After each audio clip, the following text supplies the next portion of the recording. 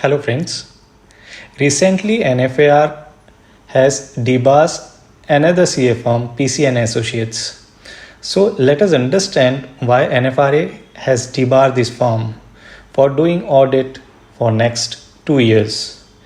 It is very important to understand why the NFRA has to do this so that it doesn't get repeated by some another CA or chartered accountant firms.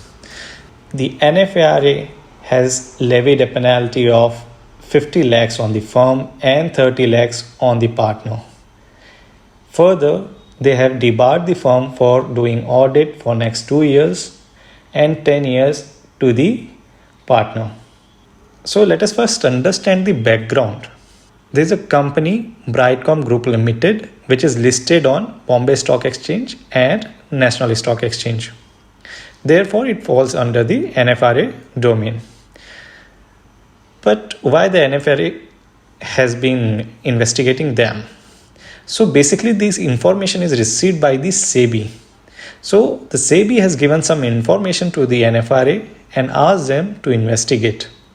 So the BGL was making some gross violation of the Companies Act, and it felt that there is a possible involvement of a statutory auditor. So let us first understand what was the gross violation done by the BGL. So BGL financed preferential issues through round tripping of funds. Adding to that, the auditor was also a beneficiary of such preferential issue. Next, they were circumventing statutory rotation of auditor. Next, they were understatement of expenditure and overstatement of profit. So the profit and loss account was not proper. Next, the company was violating accounting standards. Even they omitted required disclosures. That means the BGL, the company's financial statements, were not showing the true and fair view, but the auditor didn't give a qualified opinion. They just gave an unqualified opinion.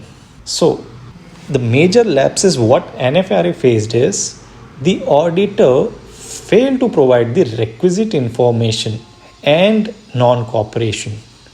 So let us understand what document what NFRA was asking to the auditor which they cannot give.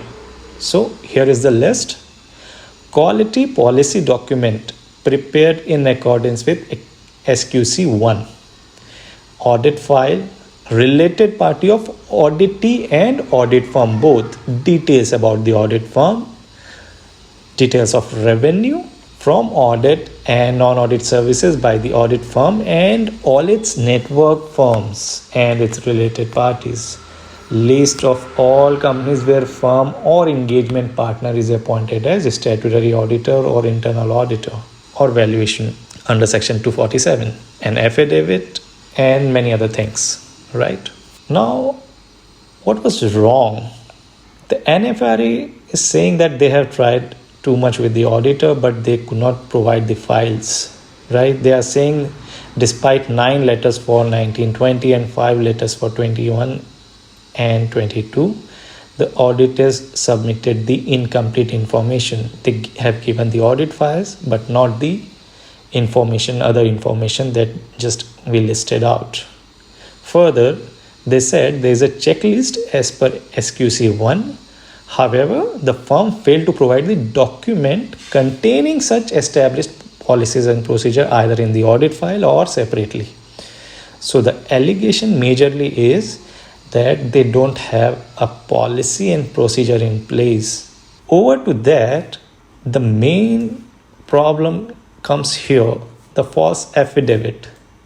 The NFRA asked the auditor not to carry out the attestation function unless and until they do clear them, but they didn't follow the NFRA wordings. So the NFRA asked them to give an affidavit that they won't carry out any attestation functions. So the auditors have given the affidavit to the NFRA, but still they were carrying the attestation function. It is important to note that NFRA can ask ICI for the details, So the NFRA guys asked the ICI about the UDIN generated by the partner. So they came to know that the engagement partner is actually generating UDIN and thus doing the attestation function. So this is the gross wrongly done because they have given the affidavit now which is false. So this gives the another ground to the NFRA. So they charged the firm for three things: that they are not submitting the requisite information. Even they called for the personal hearing, but they said that their health is not good. They have given many XYZ reason, but they were carrying the other attestation function, and also they have given the false affidavit.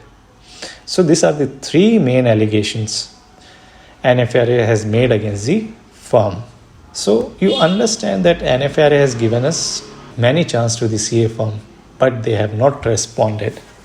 So what are the learning points to us? First, SQC1 document policies and procedure. It is important for every CA firm to have this document, right? A manual is compulsory for every CA firm.